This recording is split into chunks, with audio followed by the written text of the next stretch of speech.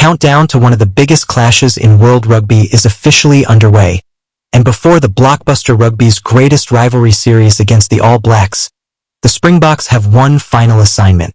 South Africa travel to Buenos Aires to face Argentina in what may appear to be just another test match on the calendar. But in reality, this fixture could shape Rassie Erasmus' plans for the rest of the season. Rather than simply chasing another victory over Los Pumas, the head coach has made it clear that this encounter is about balancing two crucial objectives: maintaining momentum while ensuring key players receive valuable game time before the much-anticipated battles with New Zealand. Speaking during the week, Rassie Erasmus hinted that supporters should expect several changes to the starting 15, with experienced campaigners returning alongside exciting younger stars, eager to cement their place in the squad. That immediately sparked debate across the rugby world about who will wear the famous green and gold jersey. And while predicting an Erasmus team has never been an easy task, the clues suggest a fascinating combination of proven veterans and rising talent. At fullback, Quan Horn looks increasingly likely to be given another opportunity after impressing the coaching staff with his calm decision-making, intelligent kicking game, and ability to step into different positions when required. Modern international rugby demands versatility, and Horn has demonstrated that he can provide exactly that. His willingness to attack broken field opportunities while remaining dependable under the high ball has earned the trust of the coaching group, making him a logical option as South Africa continue developing squad depth. On the wing, Ethan Hooker could finally make his return after missing the closing stages of the Sharks season because of a dislocated shoulder. Erasmus openly admitted that using this match to give certain players minutes was not ideal, but circumstances have forced his hand, and Hooker is one of those players whose fitness needs to be tested before the far more demanding challenges that lie ahead. His pace, physicality, and finishing ability have already attracted plenty of attention, and the coaching staff will be eager to see whether he can quickly rediscover his rhythm at test level. Alongside him, Canan Moodie is expected to continue his development as one of the brightest young stars in South African rugby. Whether deployed at outside center or on the wing, Moodie has consistently shown maturity beyond his years, combining speed, strength, and excellent defensive awareness. His previous partnership with Hooker against Italy demonstrated how dangerous the pair can become when given space, and another opportunity together would allow Erasmus to further evaluate a combination that could feature prominently in future international campaigns. In midfield, Esterhuizen appears the strongest candidate to start at inside center. While several alternatives exist, including shifting Hooker inward or even handing Handré Pollard an unexpected role, the evidence points towards Esterhuizen receiving the nod. One major reason is the likely absence of Damian de Allende, whose next appearance would mark his remarkable 100th test cap. Rassie Erasmus has often shown respect for significant milestones, preferring to celebrate them in memorable circumstances whenever possible. Delaying de Allende's century until a home fixture against the All Blacks would provide the perfect stage for one of the Springboks' modern greats to reach such an incredible achievement. On the opposite wing, predicting the starter becomes significantly more difficult. Kurtley Arendse, Edwill van der Merwe, and Cheslin Kolbe all possess world-class qualities, and each has a genuine claim to the jersey. With Jocko Williams returning to the Sharks, competition has narrowed, but there is still no obvious favorite. Arendse featured against England and Wales, while van der Merwe impressed against Scotland, making either selection easy to justify. Kolbe, meanwhile, remains one of the most electrifying finishers in world rugby and can change a match in a matter of seconds. Whoever gets the opportunity will know that strong performances now could have a major influence on selection when the Springboks meet the All Blacks in the coming weeks. Perhaps the most exciting prediction comes at fly half, where Sacha Feinberg-Mngomezulu is expected to return after recovering from injury. Having not played since the Stormers' quarterfinal against Cardiff in May, his comeback has been eagerly anticipated by supporters and coaches alike. When fully fit, Feinberg-Mngomezulu offers creativity, attacking flair, and the confidence to challenge defensive lines, qualities that have made him one of the most highly rated young playmakers in the country. If he starts, it would also allow the coaching staff to carefully manage his minutes while giving him valuable match fitness before the tougher contests ahead.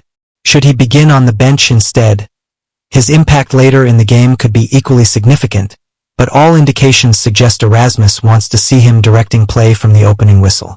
Completing the predicted backline is scrum half Morn van den Berg, a player who continues to divide opinion among supporters despite clearly enjoying the confidence of the coaching staff.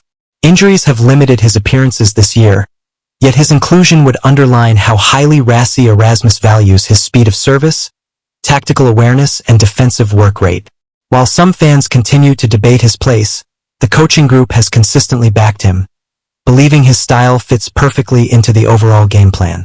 This fixture against Argentina therefore represents another important opportunity for Van den Berg to silence critics and strengthen his case ahead of the massive challenges awaiting the Springboks. With a blend of experienced internationals returning from injury and exciting young talent eager to impress, the predicted backline reflects exactly what Rassie Erasmus has been building throughout the season. A squad capable of rotating without sacrificing quality. The encounter with Los Pumas is therefore about much more than simply winning another test match. It is a carefully planned rehearsal before rugby's biggest rivalry resumes, giving the Springboks one final chance to fine-tune combinations, restore match sharpness, and identify who is ready to stand up when the spotlight shifts to the showdown with the mighty All Blacks. If the predicted backline is built around giving returning stars valuable minutes, then the forward pack tells an equally important story about preparing the Springboks for the physical battle that awaits against the All Blacks. Rassie Erasmus has never hidden the fact that dominance up front remains the foundation of South Africa's success, and the predicted selections against Argentina suggest that this philosophy remains unchanged. At number 8, Hanekom looks set to receive another huge opportunity after injuries delayed what many believed would be his breakthrough season in the famous green and gold jersey. The powerful Bulls' loose forward has all the attributes needed for modern international rugby, combining explosive ball carrying with athleticism, defensive aggression, and excellent handling skills. Many observers believe Hanekom could become one of the cornerstones of the Springboks for years to come if he remains injury-free, and a strong display against Los Pumas would only strengthen those expectations. Alongside him, Ben-Jason Dixon is tipped to inherit the number 7 jersey after impressing from the bench throughout the nation's championship. With Thomas du Toit having completed 3 demanding test matches and playing every minute, rotation appears almost inevitable. Dixon has repeatedly demonstrated his ability to cover multiple positions, providing quality both at blindside flank and in the second row. That versatility is exactly the type of asset Erasmus values, particularly in an era where squad depth often determines championship success. The biggest boost, however, could come through the return of captain Siya Kolisi. Having missed the entire nation's championship because of injury, Kolisi is expected to finally lead the Springboks once again if declared fully fit. His absence allowed Paul de Villiers to impress, proving that South Africa possessed genuine depth at open side flank, but there is no replacing the influence Kolisi brings as both captain and emotional leader. His calm authority, defensive work rate, and ability to inspire teammates make him one of the defining figures of this remarkable Springboks era.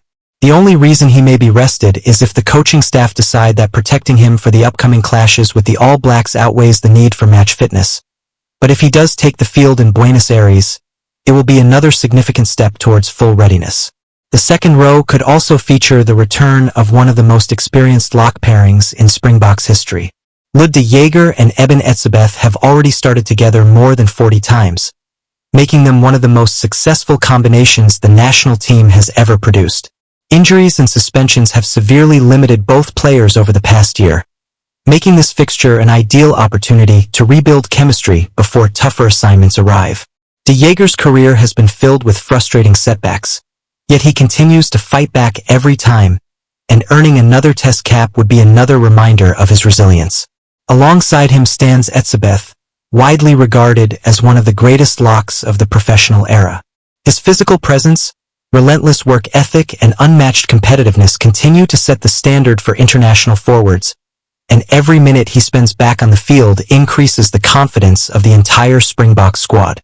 In the front row, rotation also appears inevitable. Thomas du Toit is predicted to reclaim the tight head prop position after surprisingly missing the matches against Scotland and Wales, despite beginning the nation's championship as first choice. His scrummaging power and experience provide exactly the kind of platform South Africa demand from their front row. At hooker, the selection becomes far more intriguing. With Andre Hugo Venter released from the squad and Malcolm Marx considered too valuable to risk unnecessarily, Jan-Hendrik Wessels emerges as the favorite to start. There is even speculation that Marco van Staden could be experimented with at hooker, highlighting once again how willing Erasmus is to think differently if it benefits the squad in the long term.